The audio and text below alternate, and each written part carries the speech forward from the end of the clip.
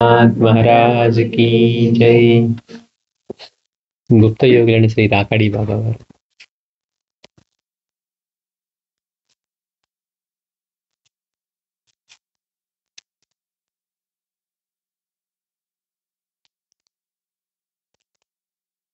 మనం గత వారం బాబావారు ఇప్పటికీ కూడా ఉన్నారు అని చెప్పుకుంటూ స్వామీజీ ఆశ్రమానికి వచ్చినటువంటి ఈ కోటేశ్వరరావు గారు బాబా హాల్ యొక్క స్థలం పూర్వం వారి దగ్గర ఉండేదన్నమాట. ఆ కోటేశ్వరరావు గారు అక్కడ స్వామివారి గురించి తెలుసుకొని అది ఇచ్చిన తర్వాత బాబావారిని కూడా దర్శించాలి అంటే ఆ హాల్లో బాబావారి పాత్రలు పెట్టారు కదా, బాబావారి దర్శించాలన్నప్పుడు ఎంతో తపన పడితే చివరికి స్వామివారితో కలిసి వెళ్ళే అవకాశం వచ్చింది. ఆయన తీసుకెళ్లారట స్వామివారు. తీసుకువెళ్ళి మామూలుగా అయితే కళ్యాణ్లో దిగి ఆశ్రమానికి వెళ్లాల్సింది, అక్కడ కళ్యాణ్లో దిగకుండా డైరెక్ట్గా బాంబే వెళ్ళి అక్కడ స్టేషన్లో వెళ్ళి ఒక లాడ్జ్లో బాబావారు ఉన్నారని తెలిసి అక్కడికి వెళ్ళి దర్శనం చేసుకున్నారు. ఈయన వెళ్ళాడు కానీ స్వామివారు అంత అదృష్టం కలిగించి దర్శనం ఇప్పిస్తే తగ్గగా కూర్చొని బాబావారి పక్కనే కూర్చొని ఆయనకి సిగరెట్ ఆఫర్ చేసి ఆయనతో కలిసి కులాసా కబుర్ చెప్తూ సిగరెట్ తాగారట. అంటే మనిషికి ఎంత మాయలో పడతాడు అంటే స్వామివారి బాబావారి పక్కన, స్వామివారేమో బాబావారి పక్కన నుంచొని ఎంతో వినయంగా నిలబడి ఉన్నారట. ఈయనేమో వెళ్ళి ఆయనతో పాటు సమానంగా కూర్చొని ఆయనకేదో సిగరెట్ ఆఫర్ చేశారట. ఇచ్చిన తర్వాత మాట్లాడుతూ కనీసం నమస్కారం కూడా చేసుకోలేదట. వెళ్ళేదాకా తపన పడ్డారని ఎంతో కాలంగా అంత దర్శనం కలిగిస్తే స్వామివారు చివరికి అంతా అయిపోయి ఇంకా సడన్ గా లేచి రాకాడి బాబా వారు అంతా వెళ్ళిపోయిన తర్వాత చూడండి, ఆ కృష్ణశంకర్ కూడా కలిసి వెళ్ళారు కానీ తనకి దర్శనం దొరకలేదు. తను ఏదో వెళ్తారు బయటికి, తర్వాత వచ్చి ఇక్కడ కూర్చున్నారు. అంత అయిపోయిన తర్వాత స్వామివారు అన్నారట, కోటేశ్వరరావు ఎప్పటి నుండో తపన పడుతూ ఎంతో కష్టపడి బాబా వారిని వెతుక్కుంటూ వచ్చావు, కానీ వారు ఇంతసేపు దర్శనం ఇచ్చి నీతో ఉన్నా కూడా కనీసం వారికి నమస్కరించడానికి కూడా నువ్వు మర్చిపోయావే అని అడుగ్గా అతని నిద్ర నుండి లేచినట్లుగా, అయ్యో అవును కదా, నాకెందుకు అప్పుడు ఆలోచన రాలేదు, ఇక ఇలాంటి ఒక సువర్ణ అవకాశం మళ్ళీ నాకు ఈ జన్మలో దొరుకుతుందా అని తనకు జారిన తన అదృష్టాన్ని చెప్పిస్తూ ఎంతో బాధపడ్డాడు. మహాత్ములు దొరికినప్పుడు వాళ్ళకి మనం ఎలా ప్రవర్తించాలి, స్వామివారి దయ వల్ల దర్శనం చేయించారు, అయినా కానీ కనీసం ఆయన నమస్కారం కూడా చేసుకోలేకపోయారట. అందుకని మనం వారిని వెతికి పట్టుకోలేము, వారి మనల్ని పట్టుకోవాలి తప్ప అని చెప్పినటువంటి మాట మళ్ళీ ఎంత నిజమైందో అని.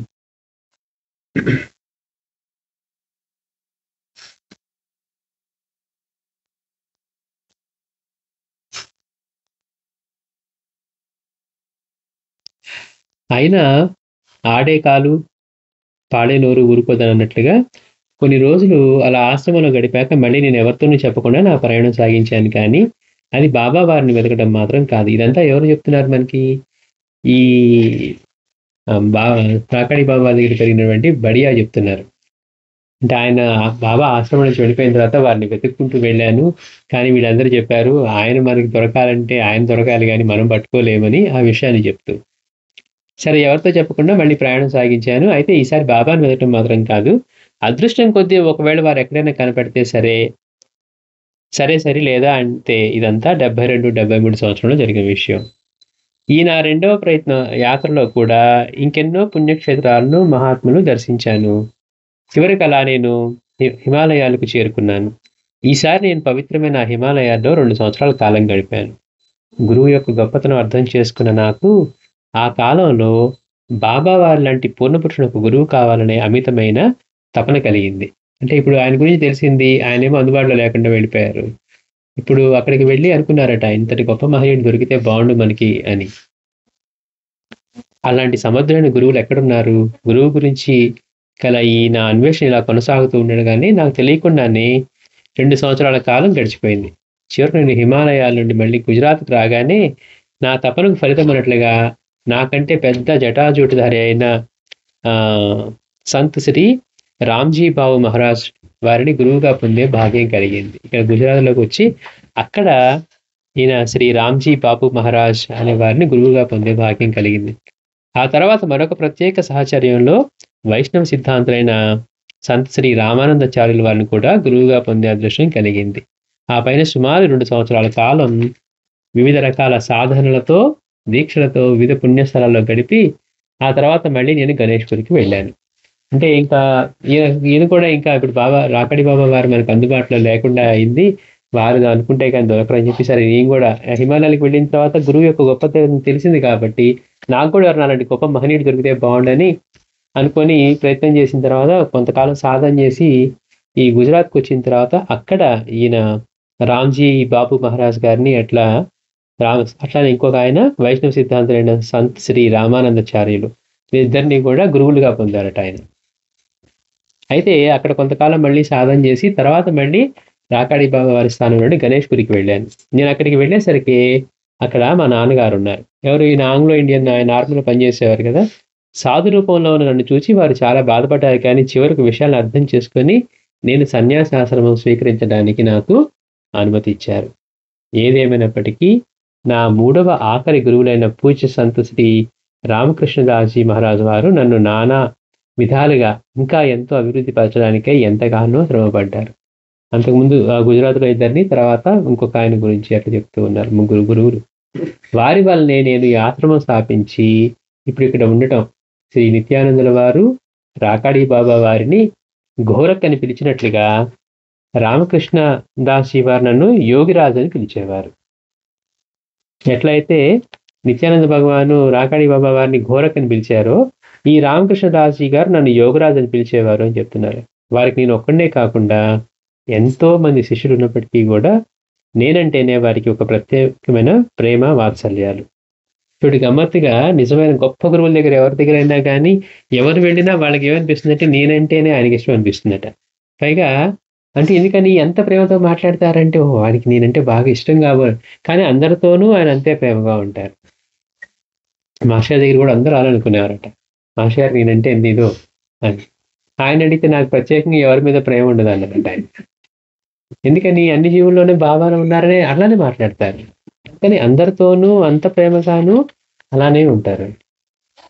కానీ వీరికి కూడా అలా అనిపించేదట, వారికి నేనంటే ప్రేమ వాత్సల్యాలు అని. చివరికి వారు 87వ సంవత్సరం 1987లో మే నెలలో అష్టసిద్ధి హనుమాన్ మందిర సంస్థలోని దేవాలయంలో శ్రీ హనుమాన్జీ విగ్రహ ప్రతిష్ఠ నిర్వహించిన తర్వాత 9వ రోజున మహాసమాధి చెందారు. అప్పుడు వారి వయస్సు 108 సంవత్సరాలు. ఈయన 3వ గురువు గారు 108 సంవత్సరాల వయసులో హనుమాన్ విగ్రహం ప్రతిష్ఠించిన తర్వాత ఆయన సమాధి చెందారట. ఆ తర్వాత సుదీర్ఘమైన 12 సంవత్సరాల కాలం ఈ ప్రపంచాన్ని ప్రఖ్యాతిగాంచిన 3 సిద్ధపీఠ భూముల్లో ఒకటైన గురువులకు గురువైన శ్రీ దత్తాత్రేయ స్వామి వారు 1000 సంవత్సరాల కాలం తపస్సు అనుష్ఠించిన పవిత్రమైన గిరినార్ పర్వతంలో గడిపాను. ఈ సువర్ణ కాలంలోనే హిమాలయాల్లో వేలాది సంవత్సరాల వయసు గల ఎందరో మహాత్ములను దర్శించినట్లుగానే ఇక్కడ కూడా అలాంటి మహాత్ముని దర్శించే భాగ్యం నాకు కలిగింది. అంటే ఆ తర్వాత ఈయన ఎక్కడికి వచ్చారట? గిరినార్కి వచ్చి ఆ గిరినార్లో దత్తస్వామి అక్కడ 1000 సంవత్సరాలు తపస్సు చేశారట. అందుకని ఆయన తపస్సు చేసిన క్షేత్రంలో నేను అక్కడ కొంతకాలం ఉంటే ఎట్లా అయితే నాకు హిమాలయాల్లో వేరు వేరు గొప్ప గొప్ప మహనీయులు కనపడ్డారో, గిర్నార్లో కూడా అలానే ఎంతో మంది మహనీయులుగా అక్కడ కనపడ్డారు అని చెప్తూ ఉన్నారు. అంటే దత్తస్వామి దగ్గరికి అంతమంది మహనీయులు, మరి ఆయనే కదా యోగిరాజు అంటే. అందుకని ఇప్పటిలా అప్పుడు కూడా నాతో పాటు 50-60 ఎలుకలు, వివిధ రకాల పాములు, ముంగిసులు కూడా ఒక కుటుంబంలా ఉండేవి. అంటే ఎక్కడున్నా కానీ, ఎందుకని వీళ్ళు అడవిలో ఉండేవారు కదా, అక్కడ ఇవన్నీ ఉండేవి. అట్లాగే ఎప్పుడు అట్లానే వారి చంచే ఉంటున్నాయని. పాములైతే అప్పుడప్పుడు నా దగ్గరకు వచ్చి పడుకునేవి. ఇదంతా నా గొప్పతనం అనుకోవడం లేదు, ఇదంతా నా గురుదేవుల యొక్క అనుగ్రహమే. అన్నిటికంటే నేను సర్వదా మనసారా పూజించి ఆరాధిస్తున్న శ్రీ రాకాడి బాబా వారి యొక్క కృపయే.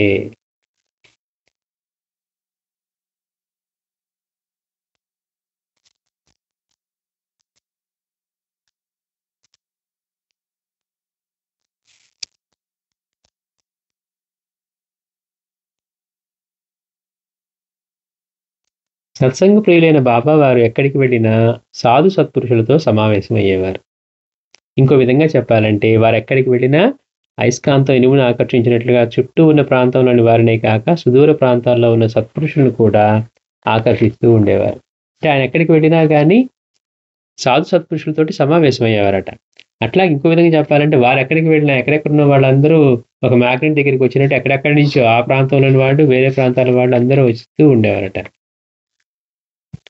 వారు తమ నింబోలి ఆశ్రమంలో ఉన్నప్పుడు కూడా ఆ గ్రామానికి సుమారు 5 కిలోమీటర్ల దూరంలో ఉన్న అక్రోలి శివాలయం ప్రాంగణంలో ఒక పెద్ద చెట్టు క్రింద ఇలాంటి సత్సంగాలు జరుగుతూ ఉండేవి. అంటే బాబావారు అక్కడ ఉన్నప్పుడు రాకాడి బాబావారు వారి ఆశ్రమానికి కొంచెం 5 కిలోమీటర్ల దూరంలో ఉన్న ఈ అక్రోలి శివాలయంలో ఆ ఆ శివాలయం ప్లేస్‌లో అక్కడ ఒక పెద్ద చెట్టు క్రింద అలాంటి సత్సంగాలే జరుగుతూ ఉండేవి. ఇందులో విశేషం ఏంటంటే బాబావారి ఆశ్రమంలో ఉండే నెమళ్ళు కూడా ఈ సత్పురుషుల సమావేశానికి బాబావారిని అనుసరించేవి. బాబావారి దగ్గర నెమళ్ళు, జింకలు ఉండేవి గదా! వీరు అక్కడికి వెళ్తూ ఉంటే ఇవి కూడా వారిని అనుసరించేవట. ఈ సమావేశానికి సమయ సందర్భాలు, పరిమితులేమీ ఉండేవి కాదు.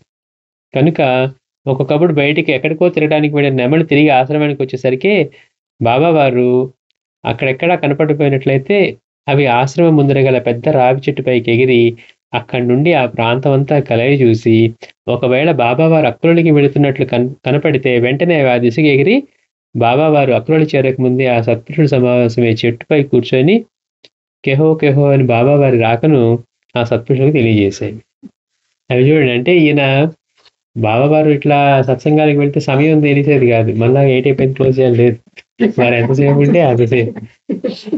అందుకని వీళ్ళు ఇంకా రాకపోతే వీడు వచ్చినప్పుడు ఇవి వెనక్కి వస్తే కనపడకపోతేనట అవి ఏం చేసేవి, అక్కడ ఆ చెట్టు పైకి ఎక్కి బాబావారు ఎక్కడున్నారని వెతికి చూసేవట. ఒకవేళ ఆయన వెళ్తున్నట్టుగా అటువైపు వెళ్తున్నట్టుగా కనపడితే మళ్ళీ ఎగురుకుంటా వెళ్ళి ఆయనకంటే ముందు అక్కడికి వెళ్ళి ఆ ప్రాంగణంలో చెట్టు మీదకి ఎగిరి బాబావారు వస్తున్నారని తెలియజేయడానికి అరుస్తూ ఉండేవాట అక్కడ కూర్చొని. అవి కూడా చక్కగా సత్సంగానికి వెళ్తూ ఉన్నాయి.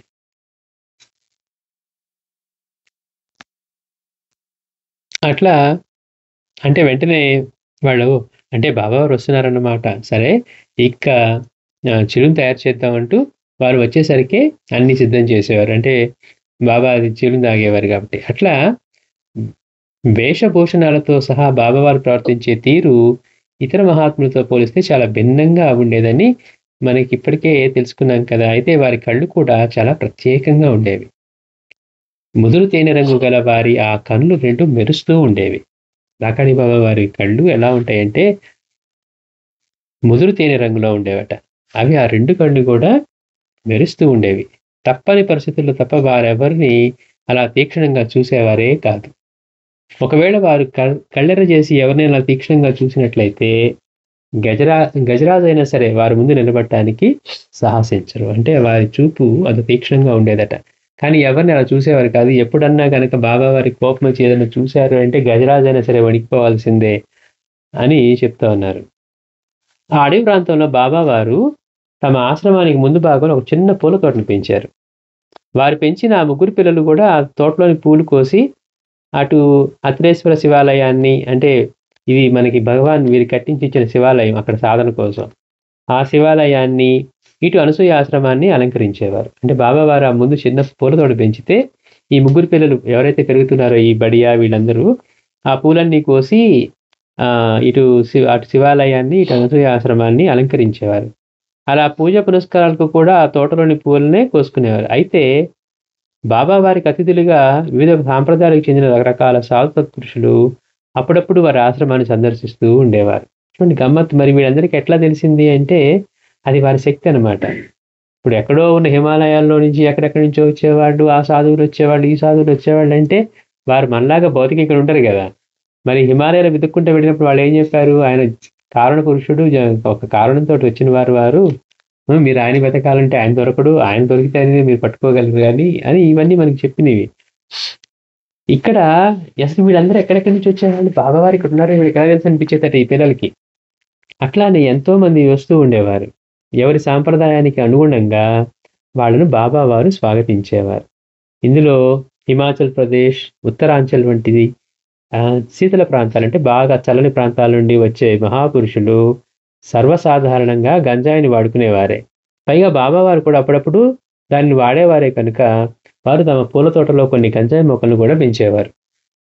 సత్యవాది లోక విరోధి అన్నట్లుగా ఉన్నట్లుగానే చెప్పే బాబావారంటే ఆ ఊరిలో కొందరికి ఇష్టం ఉండేది కాదు. ఏ విధంగానైనా బాబావారిని నేరుగా ఎదుర్కొన్న ఆ మూర్ఖులు బాబా వారిపై కక్ష తీర్చుకోవడానికి ఆ గంజాయి మొక్కల్ని ఆయుధంగా ఉపయోగించుకున్నారు. అంటే బాబా అంటే పడని వాళ్ళు కూడా ఉన్నారు. ఎందుకని? ఆయన ఉన్నది ఉన్నట్లుగా మాట్లాడేవాళ్ళు. సరే ఈ పూల తోటలో ఈ గంజాయి మొక్కలు కూడా పెంచినంటే ఎక్కడెక్కడి నుంచో వచ్చే సాధువులకి వాళ్ళకి అప్పుడప్పుడు బాబా వారు కూడా వాడేవారట. సరే ఈయన మీద కక్ష తీర్చుకోవడానికి ఇది ఒక అవకాశంగా దొరికిందట.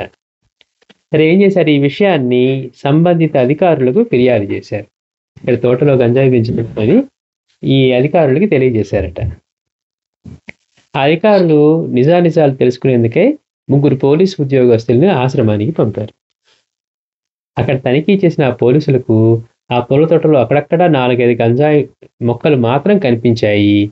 ఫిర్యాదుని బట్టి చూస్తే దొంగచాటుగా అమ్మేందుకు తగిన గంజాయి పంట అక్కడ ఉండాలి, కానీ అసలు అక్కడ కనపడేది కేవలం 4-5 మొక్కలు మాత్రమే. అంటే వీళ్ళు ఏం చేస్తున్నారు? వీళ్ళు కంప్లైంట్ ఎట్లా చేశారంటే అక్కడ బాగా గంజాయి తోట నిండా పెంచుతున్నారన్నట్టుగా కంప్లైంట్ చేశారు. వాళ్ళు అంటే ఏంటి, అట్లా గంజాయి పెంచి వేరుగా అమ్ముతున్నారేమోనని. వాళ్ళు వచ్చి అక్కడ చెక్ చేస్తే అక్కడక్కడ 4 మొక్కలు కనిపించాయి, కానీ గంజాయి బాగా పండించి అమ్మేంతగా అసలు అక్కడ లేదు. ఏదో 4 మొక్కలు కనపడ్డాయట. ఇప్పుడు ఏం చేద్దామని ఏదో ఊహించుకొని ఇంత దూరం వచ్చి ఇప్పుడు వట్టి చేతులతో వెళ్ళేది ఎలా అనుకుని వాళ్ళు బాబా వారిని ప్రశ్నించడం మొదలుపెట్టారు. ఆ 3 కానిస్టేబుల్స్. వాళ్ళ ప్రశ్నలకు బాబా వారు, చూడండి శివ, మీరు అడిగినట్లుగా నేను ఇక్కడ గంజాయి పండించి దొంగచాటుగా అమ్మి బ్రతకడం లేదు. నాకది అనవసరం.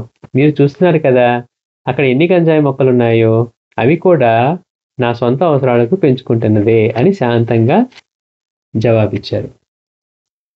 మెడకు చుట్టుకున్న పాము కరువుకు మారుతుందని అన్నట్లుగా వాళ్ళు వారిని వదిలేలా లేరు. అంటే ఏదో ఒకటి, అంత దూరం నుంచి వచ్చాం, ఏదో ఒకటి చేయాలి అని.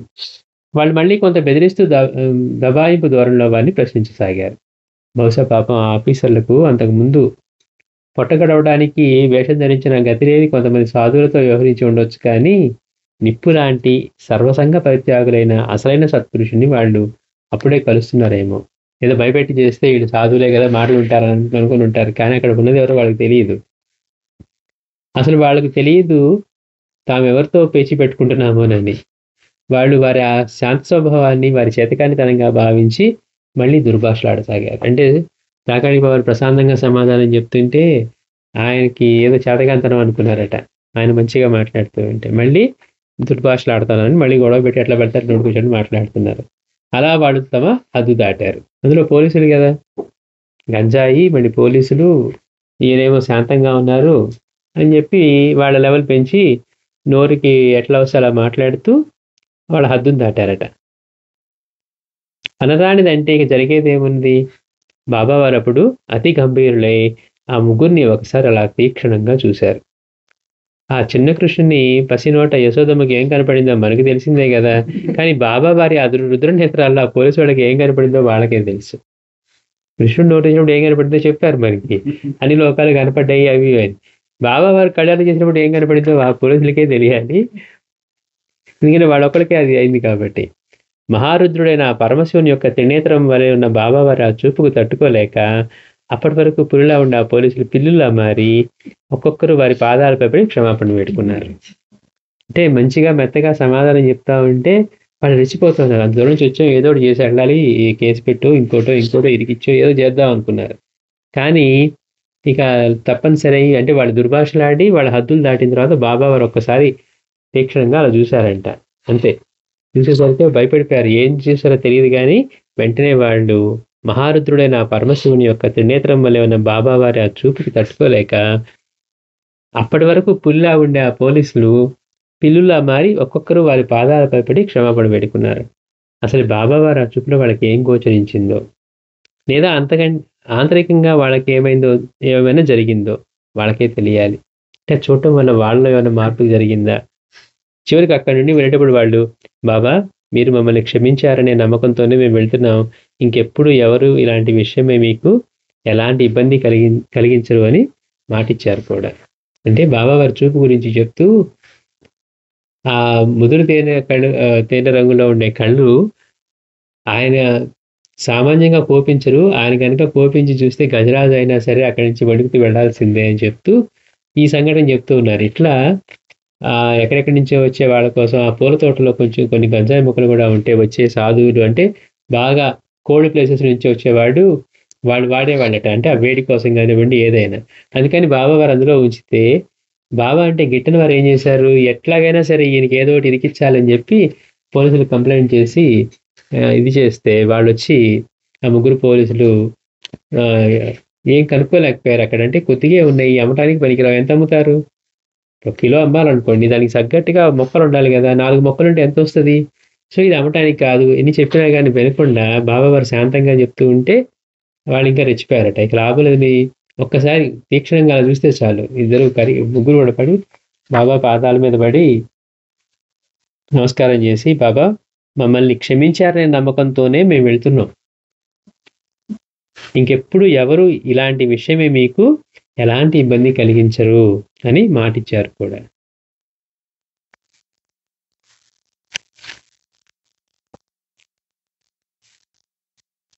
ఒక్క 5 minutes.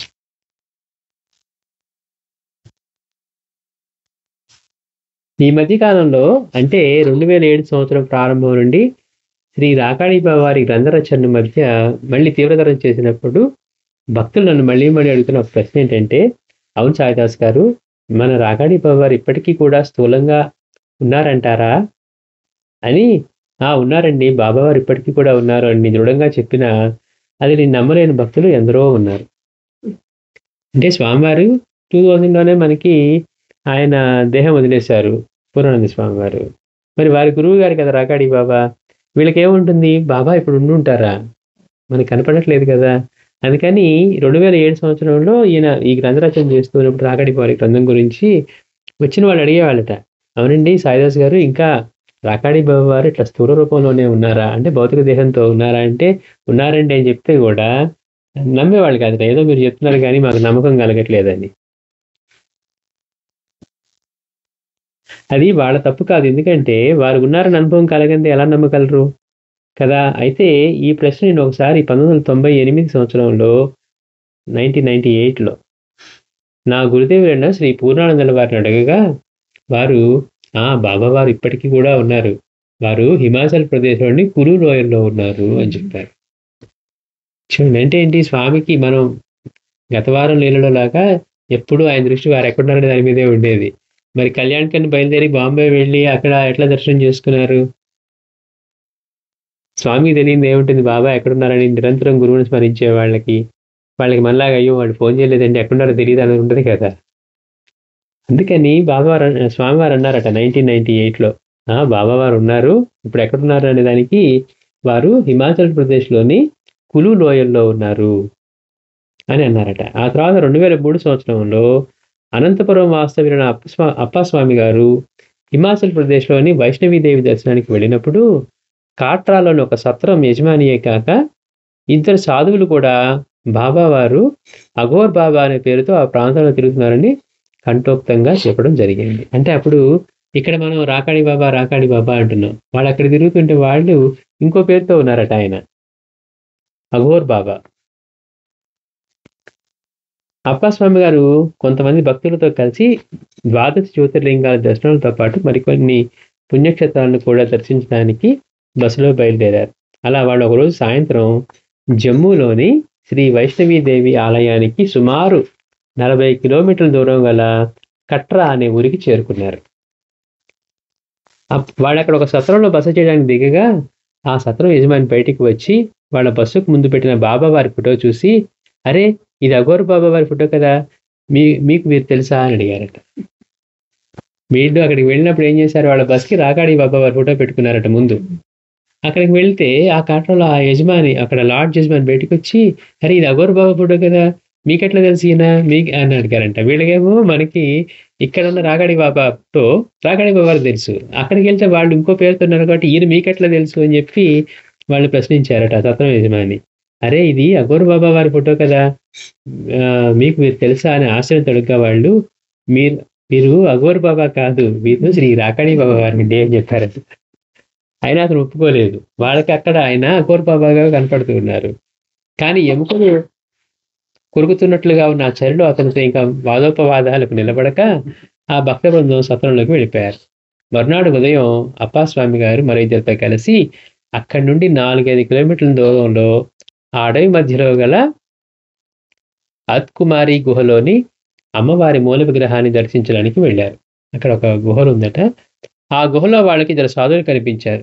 వారిని విచారిస్తే వారు తమ గురువు గారి రాక కోసం ఎదురు చూస్తున్నారని తెలిసింది. మాటల మధ్య ఆ సాధువులు తమ వద్దనున్న కొంతమంది మహాత్ముల ఫోటోలను అప్పాస్వామి వాళ్ళకి చూపించారు. అందులో శ్రీ రాకాడి బాబా వారి ఫోటో కూడా కనపడగా అప్పాస్వామి గారి ఆశ్చర్యంతో ఆ ఫోటోలను మహాత్ములని అడిగాడు. ఆ సాధువులు వారు తమ గురుదేవులకు చాలా సన్నిహితులైన అఘోర్ బాబా వారికి ఇప్పుడు సుమారు 85 సంవత్సరాలకు పైగా వయసు ఉండవచ్చని, ఎవరితోనూ ప్రత్యేకంగా ఎలాంటి సంబంధం పెట్టుకొని బాబావారు ఆపాదమస్తకం విభూది ధరించి శ్మశానంలో ఎక్కువ తిరుగుతుంటారని, సామాన్య జనాలకు వారంటే ఒక విధమైన భయభక్తులని, అయితే మా గురుదేవులు అప్పుడప్పుడు వారి వద్దకు పెడుతుంటారని వివరించారు. అంటే వెళ్ళి గుహలో దర్శనం చేసుకుంటూ అక్కడ ఇద్దరు సాధువులు కూర్చోన్నారట. వాళ్ళతో మాట్లాడుతూ ఉంటే మేము మా గురుదేవుల కోసం ఎదురు చూస్తున్నామంటే మాట్లాడుతూ ఈయన మాటల్లో ఫోటోలు చూపిస్తూ రాకాడి బాబా ఫోటో చూపించారంట. వాళ్ళేం చెప్పారు, ఈయన మా గురుదేవులకి బాగా తెలుసు అని చెప్పి ఆయన చెప్తూ ఉన్నారట. అప్పుడు అప్పాస్వామి వాళ్ళకి ఆ సత్రం యొక్క యజమాని మాటలు నిజమేనని అర్థమైంది. అంటే పై విషయాన్ని బట్టి చూస్తే గుప్త యోగులైన శ్రీ రాకాడి బాబా వారు వివిధ ప్రాంతాల్లో వివిధ నామాలతో స్థూలంగానో సూక్ష్మంగానో భక్తుల మధ్య ఇప్పటికీ కూడా ఉన్నారని నిస్సంశయంగా చెప్పవచ్చు. అంటే వారి అవతారం ఇంకా కొనసాగుతూనే ఉంది. చూడండి గమ్మత్తు. అందుకే బాబా వారు ఆశ్రమానికి కూడా వచ్చారట. వస్తే వీళ్ళెవరు గుర్తుపట్ల. ఆశ్రమానికి వస్తే అక్కడ వచ్చిన భక్తుల్లో శ్రీధరు, కృష్ణారెడ్డి వీళ్ళు కూడా గుర్తుపట్టలేదట. వచ్చి ఆయన నాకు దక్షిణ కావాలి, భోజనం కావాలంటే ఏదో హడావుడి పడుతూ ఈ చేతులు నాకు అప్పుడు డబ్బులు కూడా ఉంటాయి, మాకు డబ్బులు ఎక్కడ ఉంటాయండి అన్నట్టు కృష్ణారెడ్డి ఏదో తీస్తే ఆ 11 రూపాయలు ఎంతో వచ్చాయట. అవే దక్షిణ పెట్టాడట. భోజనం అయిన తర్వాత అదిగో మా రాకాడి బాబా హాల్లో మా గురువు యొక్క పాదుకులు ఉన్నాయంటే నాకు తెలుసు కదా ఇవన్నీ అన్నారట. అని దానిలో మనం ఆయన అనుభవాల్లో చెప్పుకుంటే ఒకసారి వింటే కనుక అంటే బాబా వారు కూడా అట్లా వచ్చారు, స్వామీజీ ఉన్నప్పటికీ అట్లా వచ్చేవారట. సడన్గా ఒక మెరుపు మెరిసేదట, బాబా వారు వచ్చారనేవారట మా స్వామి. వెంటనే వీళ్ళకి బాబా వారికి ఏదైనా భోజనం కావాలంటే రోటీ దాల్ అవి చేసేవారట. సరే స్వామీజీతో కలిసి ఆ రూమ్ లో మాట్లాడిన తర్వాత ఇంకా బాబా వారు బయటకు వస్తారంటే వచ్చిన వాళ్ళు వచ్చినట్టే మావేవారట. స్వామీజీ ఏమైనా చెప్తూ ఉన్నప్పుడు కూడా ఏదైనా ఒక మెరుపు మెరిస్తే అది రాకాడి వారు సంతోషిస్తూ ఉన్నారు అంటే ఈ చెప్పే మంచి విషయాలు కానీ అట్లాంటివి, లేకపోతే గురువు గురించి చెప్పినప్పుడు కానీ మనం అనుకుంటాం ఏదైనా మాట్లాడుతుంటే ఒక పుష్పం పడితే పటం మీద నుంచి ఎదుగో వారి అనుగ్రహం అన్నట్టుగానే ఈయన ఒక మెరుపు మెరిసేదట. పెద్ద పెద్ద శబ్దాలు అంటే ఇక్కడే ఉండి అన్ని వింటున్నారు బాబా వారిని. ఆయన ఎక్కడున్నా కానీ సర్వంతర్యామి సర్వవ్యాపి కనుక. అంటే చూడండి మనకి ఎలాంటి గురువులు అంటే అత్యుత్తమ గురు భక్తులు. మనం ఎవరి దగ్గర వెళ్ళినప్పుడు వాళ్ళ గొప్పతనం అని చెప్పుకుంటూ వాళ్ళ గురువు గురించి చెప్పకపోతే మాకు ఉండాల్సిన పని లేదు. అంటే వాళ్ళ గురువు గురించి చెప్పుకోవటమే ఆయనకి ఆనందంగా ఉండాలి. బాబా అంతటి పూర్ణుడు సద్గురు కూడమికే సామ్రాట్ అయినటువంటి సాయినాథుడే ఎప్పుడు మాట్లాడినా గురువు, ఇదంతా నా గురువు యొక్క కృపే. మాస్టర్ గారిని అడిగితే ఇదంతా బాబా యొక్క కృపే, స్వామీజీని అడిగితే అంతా రాకాడి బాబా కృపే. అంటే అంతటి గురుభక్తి కలిగిన గురువులు అనమాట వాళ్ళు. మనం ఈ వీళ్ళని ఎప్పుడన్నా అనుమానం వచ్చి వీళ్ళు సరైన గురువులైనా కాదా అంటే ఎప్పుడన్నా వాళ్ళు మాట్లాడుతున్నప్పుడు వాళ్ళ గురువులు గొప్పతనం గురించి చెప్తూ ఉన్నారా, మైమరిచిపోతూ ఉన్నారా, ఆనందిస్తూ ఉన్నారా, లేదు ఇదంతా నేను సాధన చేశాను నేనేం చేశానని మన ఊరికే నమ్మిస్తున్నారా, దాన్ని బట్టే తెలుస్తుంది. మళ్ళీ వచ్చేవారం చెప్పుకుందాం. శ్రీ సచిదానంద సద్గురు సాయినాథ్ మహారాజ్.